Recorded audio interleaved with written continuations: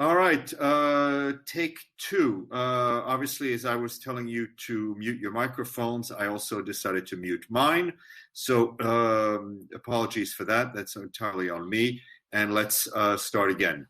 This morning, the Secretary General spoke at the Petersberg Climate Dialogue, an online two-day meeting of ministers organized by Germany and chaired by the United Kingdom. The meeting focuses on how to organize a green economic recovery after the acute phase of this pandemic has passed. The Secretary General said, as we plan our recovery from the pandemic, we have a profound opportunity to steer our world on a more sustainable and inclusive path, a path that tackles climate change, protects the environment, reverses biodiversity loss, and ensures the long-term health and security of humankind. In his remarks, he stressed that the only answer to tackle the pandemic as well as the climate crisis is brave, visionary, and collaborative leadership, adding that the highest cost is the cost of doing nothing. The Secretary General proposed 6 climate-related actions to shape the recovery.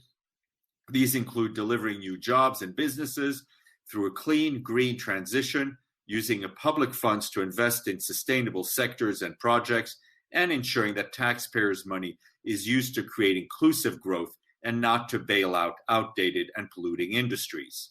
The Secretary General also called on all countries, particularly the biggest emitters, to prepare enhanced national climate strategies to reach zero emissions by 2050. I would also encourage you to check out the Secretary General's op-ed published online in the New York Times this morning on the same topic. And the full remarks of the SG's remarks to the Petersberg meeting are also been shared with you. Also this morning, during a meeting organized by the European Commission with the G5 Sahel countries, the Deputy Secretary General, Mina Mohammed, said, as we face this global human crisis, keeping the Sahel high on the international agenda is of the utmost importance. While the virus has put a pause on the world, she added, it has certainly not put a pause on terrorism, poverty, and climate change. She welcomed the renewed commitment of the heads of state of the G5 Sahel and the European partners to join forces to counter terrorism, curb organized crime, and tackle the root causes of instability. The political, social, and economic impacts of the coronavirus have been exacerbating pressure on the G5 Sahel countries, already under extreme stress. In Burkina Faso, Mali, and Niger, 4 million people face extreme hunger, a figure that is expected to reach 5.5 million people by August. In Mali, for example, COVID-19 has already affected agriculture and led to a significant rise in prices, seriously affecting food security. The Deputy Secretary General said that COVID-19 threatens to swallow hard-won development gains. In this context, she reiterated the importance of partnership and called on all partners to enhance coordination and exchange information and mutual support. Her full remarks are also online. And following an initiative by Jordan, 167 member states and permanent observers have issued a statement of solidarity and appreciation to the city of New York in the midst of the COVID-19 crisis. New York City, the statement says, has been the home that has welcomed and nurtured collective action against global challenges. It is in New York City that the headquarters of the United Nations stands as a collective voice for peace, prosperity, and solidarity. We are fully confident that New York will overcome this crisis, the statement says. New Yorkers will triumph over this challenge and will emerge stronger and more resilient. The member states and permanent observers saluted the dedication and courage of all New Yorkers. We know that New Yorkers will win over this vicious enemy, they said. The Secretary General will be issuing this letter as an official document of the United Nations and is, of course, fully supportive not only of this initiative, but our wonderful host city. And a new analysis issued today by the UN Population Fund and its partners pointed out that the economic and physical disruptions caused by COVID-19 could have vast consequences for the rights and health of women and girls. The research shows that significant levels of lockdown-related disruptions over 6 months could leave 47 million women in 114 low and middle-income countries unable to use modern contraceptives. This could lead to a projected 7 million additional unintended pregnancies. 6 months of lockdown could also result in an additional 31 million cases of gender-based violence. The UN Population Fund added that the pandemic is expected to cause significant delays in programs to end female genital mutilation and child marriage. Due to these disruptions, 2 million more cases of FGM and 13 million more child marriages may occur over the next decade. And the joint UN program on HIV/AIDS, UNAIDS, and Impact Global Action for Gay Men's Health and Rights are extremely concerned that lesbian, gay, bisexual, transgender, and intersex people are being singled out, blamed, abused, incarcerated, and stigmatized as vectors of disease during this pandemic. Winnie Byanyima, the executive director of UNAIDS, said that all people, regardless of their sexual orientation, gender identity, or gender expression, are entitled to the right to health, safety, and security without exception. She added that respect and dignity are needed more now than ever before. And today is the World Day for Safety and Health at Work. This year, not surprisingly, it focuses on addressing the outbreak of infectious diseases at work, in particular during the current pandemic. We note that governments, employers, workers, and their organizations face enormous challenges as they try to combat pandemic and protect safety and health at work.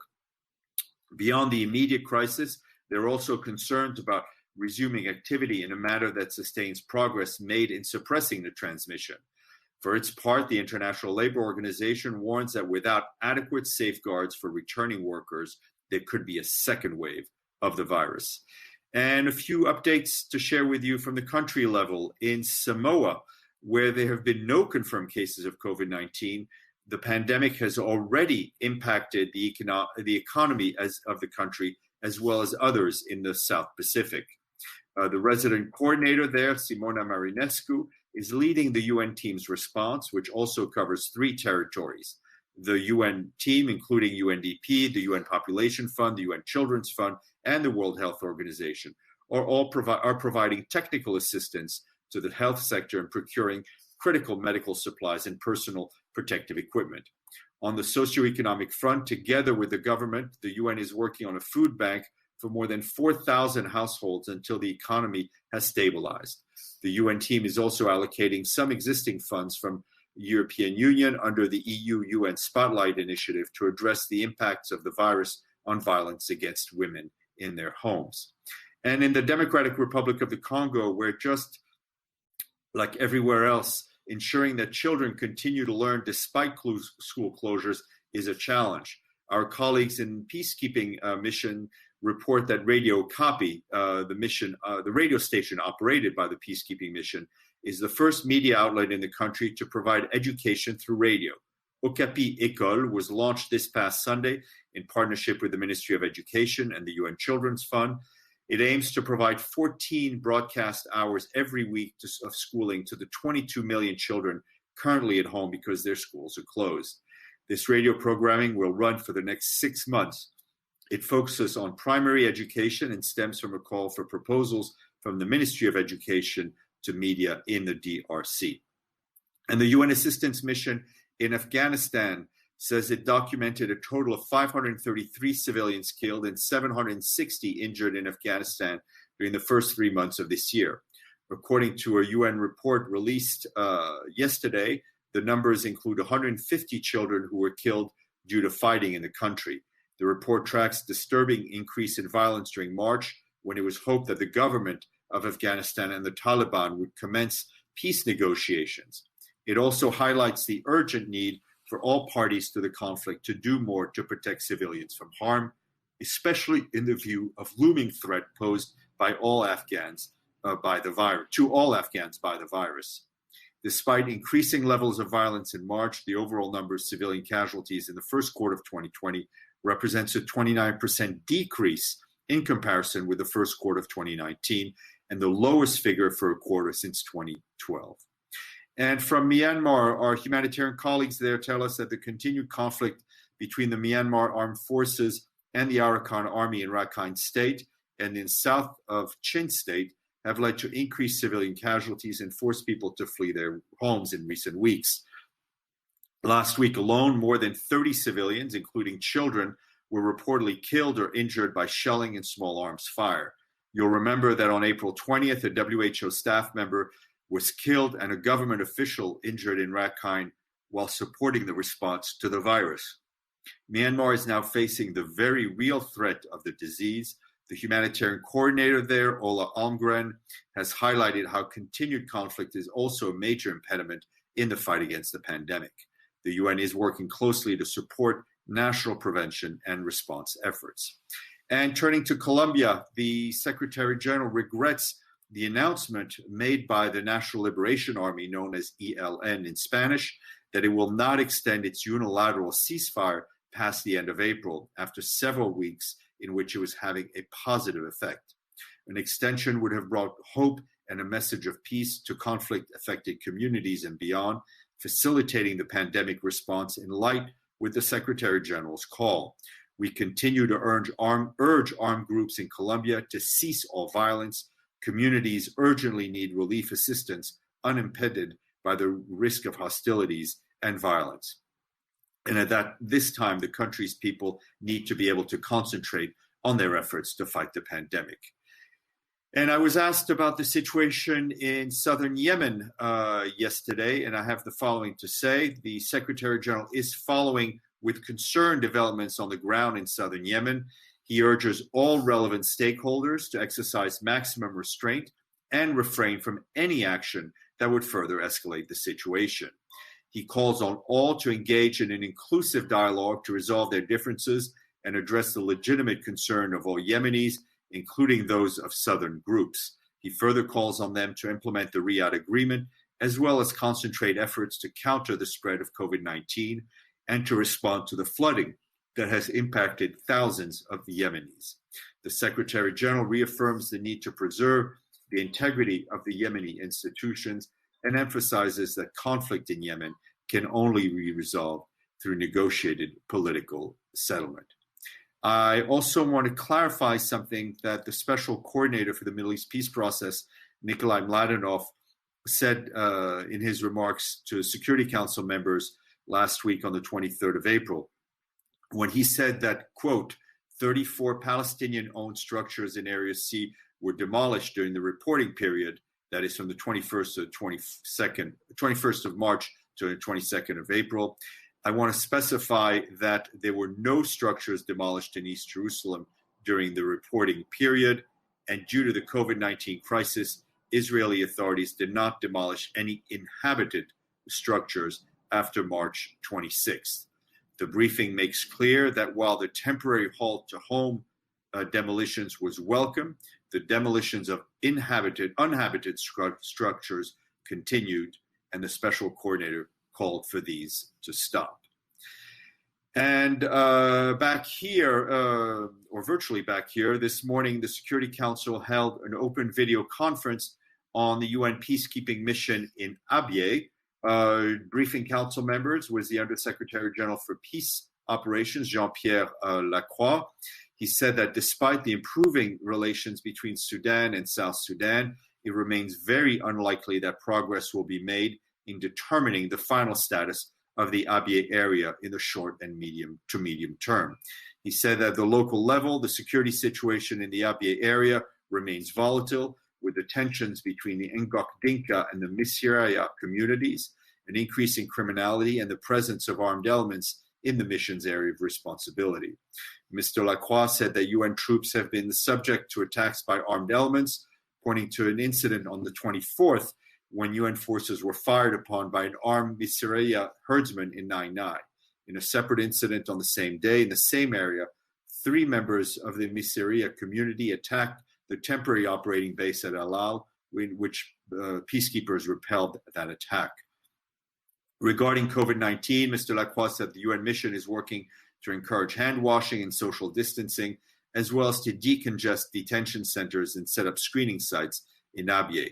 He requested that the Council extend the mission's mandate for a further 6 months. And finally, I'm delighted to announce that our friends from Andorra have paid their balance in full of the 2020 regular budget, which takes us up to 86 fully paid up member states. And on this note, I will now turn to you to perform. I need my glasses, and let's see what is coming in from Florencia. James Bays.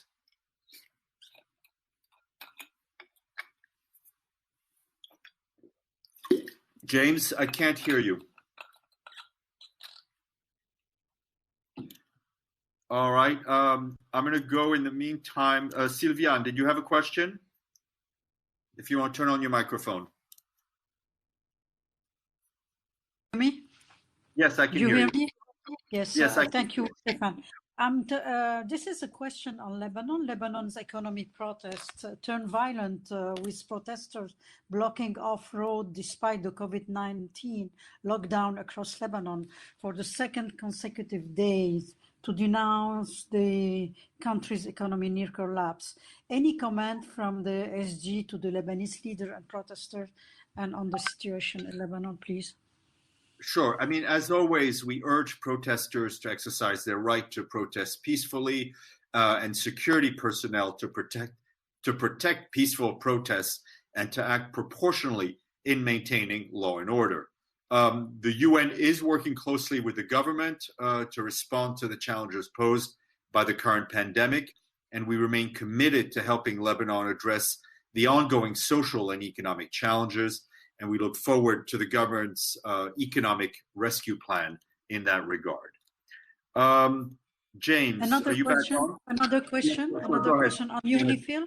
On UNIFIL, Yeah. the COVID regarding COVID-19. What's the situation in the UNIFIL area, please? Well, I know that our colleagues in UNIFIL, the various have been working with the local population, distributing aid, whether it's personal protective device, and being supportive of the government's efforts in the south to help stem the growth of the pandemic. James, I can't hear you. Is there cases? COVID cases? Let me check. I will check about cases in the UN, and we'll get back to you on that. In the meantime, I will. James, if you're on, I'll go to you. All right. Let's go to Edie then. Edie? Yeah, thank you very much, Steph. A couple of questions. First, on Syria, Human Rights Watch just released a report saying that critical medical aid is not getting into northeast Syria to prepare and get ready for cases of COVID-19. I wonder if the UN has that same assessment that medical aid is not getting into northeast Syria. Secondly, can you tell us if what the UN is doing both in Yemen, I know you just issued a statement, but what Martin Griffiths is doing specifically to try to help in ending that conflict in southern Yemen. And there's also been renewed fighting and a drone attack in Libya. And finally, are we going to get to hear from the Secretary General at a press conference this week? On your last one, I very much hope so, but until it's confirmed, I don't want to announce it and get in trouble again. But we are moving in the right direction on that. All right, let me try to see if my my memory remembers what I've told you. So on Yemen, Mr.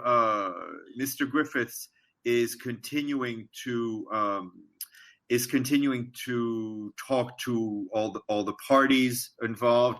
The Secretary General over the last few weeks has also been working the phones, speaking to Yemeni leaders, speaking to Saudi leaders, speaking to Iranians and others in trying to resolve the situation in the country as a whole, and to try to push people in the right direction to get them to work and coalesce around Martin Griffiths and his efforts.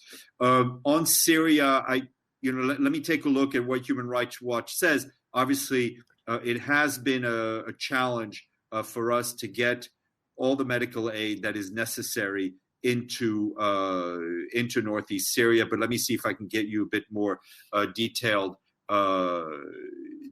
comment on Libya. I mean, what I can, I don't have a confirmation of this latest drone attack. We've also obviously been concerned by the ongoing situation there. Our acting special representative, Stephane Williams, has been in touch with the president of the Presidency Council, the prime minister of the government and the prime minister of National Court, Mr. Siraj. Earlier, that was today. She also spoke to the head of the House of Representatives. She has been speaking to a number of other leaders. I think her message is clear that the Libyan political agreement, and the institutions that emanate from it remain the sole internationally recognized framework of governments with Libya. And that's very much in line with the Security Council resolutions, and that any political change must take place through democratic means, not through any military means. And I think I've answered your list. You did. Thank you. Oh, you're very welcome. Abdelhamid. Thank you, Stephane. I'll start with Libya, and because General Haftar, last night, he designated himself as the supreme leader of Libya, and he called for completely abolishing the Libyan political agreement signed in Ceasefire. So he said it is behind us, it's null and void. This major development, there was a statement from the Russian Foreign Ministry and from the US, why there is no specific statement that addresses this development that Haftar took last night. That's one question. Yeah, please. Our position is unchanged, and I think I've just answered it in response to Edie, that it's very clear that for us, the Libyan political agreement, the institutions that come out of this agreement remain the sole internationally recognized framework of governments in Libya. And that's in line with Security Council resolutions, which have been often repeated. So that's our position. I would let all of you do the compare and contrast, but our position is very clear. What is your second question, Abdelhamid? Okay. My second question, in Saudi Arabia, a human rights activist called Abdullah Al-Hamid died in his prison for medical negligence. And even Calamar, Miss Agnes Calamar, issued a tweet on that. And there was so much talk about this incident. Do you follow what's going on in the Saudi jails? Did you take note of the death of this human rights activist, Abdullah Al-Hamid? I will take a look. I would also maybe advise you to talk to our human rights colleagues, but let me see if I can get you anything on that. sorry, go ahead. If you have another question, that's fine. Go ahead. Yeah, my last question is, can you confirm that the Secretary General sent a letter to the Secretary of the Arab League, Ahmed Abul Gheit, confirming that the SG opposes Israeli coalition government agreement to annex part of the West Bank on July 1st?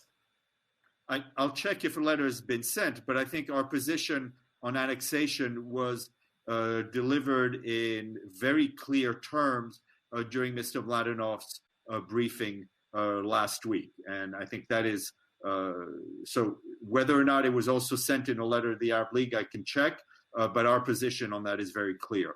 Sylviane, you had a question about the cases in UNIFIL, and I can report that one military observer who is in fact serving with UNTSO but was from assigned to UNIFIL has is tested positive for the virus, but that's the only case in that area. Evelyn, I think you had a question, and then Benny. Evelyn? Yes. How are you, Steph? I'm good, Sandy. Okay. With computers scarce in many countries, is there a functioning system of transmitting video and other news through mobile phones, which are far more prevalent? Sorry, where? Is there a system of transmitting video and other announcement through mobile phones, which are far more prevalent in many countries than... I mean, I know our colleagues at WHO are doing whatever they can using the technology that's available.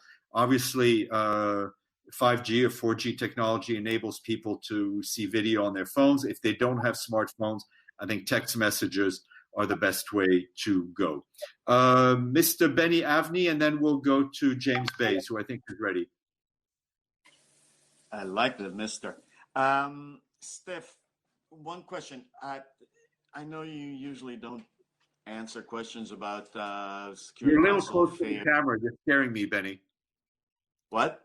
You're a little close to the camera. You're scaring me. That's it. That's better. Better? Go ahead.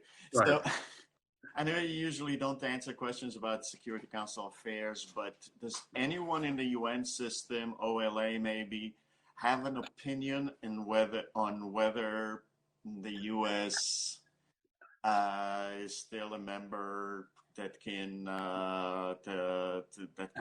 invoke snapback in the case of Iran? That's a very good question, and I think you've preempted my answer. I will let you discuss that with the signatories of the JCPOA or members of the Security Council. That is, whether or not we have an opinion is one thing, but I think that's something that will have to be decided by the concerned member states. Does the Secretary General have an opinion on whether a snapback is in order? I will let the member states of the JCPOA and the Security Council express themselves on that. Mr. Bays. I will try again. Can you hear me? Perfectly. Well, I don't know what's going on. I had to re-log into this damn thing 3 times. James, I'm not changing the settings, so there we go. There we go. So I think the question already about General Haftar declaring autocratic rule in Libya has been asked. But what diplomacy, given this dramatic development, is the SG planning? Does he plan himself to speak to General Haftar? Does he plan to speak to those who bankroll and supply him with weapons, notably the UAE and Egypt? We're obviously continued to be concerned by the situation in Libya, and our special representative on the ground, our acting special representative Stephanie Williams, is in touch with various leaders and factions in Libya, and I'll leave it at that for the time being. And a follow-up, if I can. You refer to the acting special representative, perhaps not a great time not to have someone permanent on the job. Certainly Security Council members I've spoke to say they believe it's an absolute priority for the Secretary General to find someone to take on this role. How is that search going? We also believe it's an absolute priority, and we are moving ahead. All right, Iftikhar, your reference is asking about my reference to actions in Myanmar by the Myanmar government, Rakhine State, despite the SG's call for a ceasefire. The representative on the ground, the resident coordinator, is in touch with the government and is passing the Secretary General's message along to all those who need to hear it. Florencia, any more questions? All right, let's see what our host. Can I have follow-up? Hamid, you can always have follow-up. The price is the same. Going back to Haftar issue, the Secretary General issued a statement on the development on Yemen, although Mr. Griffith did issue a statement. So Griffith's statement was not enough to address the developments in South Yemen. So the SG himself issued a second statement. Now we are in front of a major coup in Libya. A general who appointed himself supreme leader, although those who put him in place, the House of Representatives issued a peace initiative last Thursday, and it was really accepted, or at least dealt with, and many parts of the world accepted that. So he staged a coup not only against the National Accord government in Tripoli, but also against the House of Representatives and Aqila Saleh, the head of the parliament. Abdelhamid, how could this development pass without a strong statement from the Secretary General? Abdelhamid, I think we are all very much aware of what is going on ground. I reiterated twice our principled and legal position on what we know and what we believe to be the correct political institutions in Libya. We reserve the right to use different diplomatic expressions, whether it's statements, answers to questions, or whatever, in response to different situations. There is such a thing as public diplomacy. There is also going on behind the scenes in private phone calls. We employ the tools that we feel can be the most effective, but it is clear to get progress, whether it's in Libya, in Yemen, in Syria, in other crises. It is not only the parties on the ground, but it is also those who have an influence on the parties on the ground, and we remain in touch with everyone. All right. On that note, today is Tuesday, if I believe. At least it still remains so. We shall see you on Wednesday. Cheers. Take care and enjoy your lunches.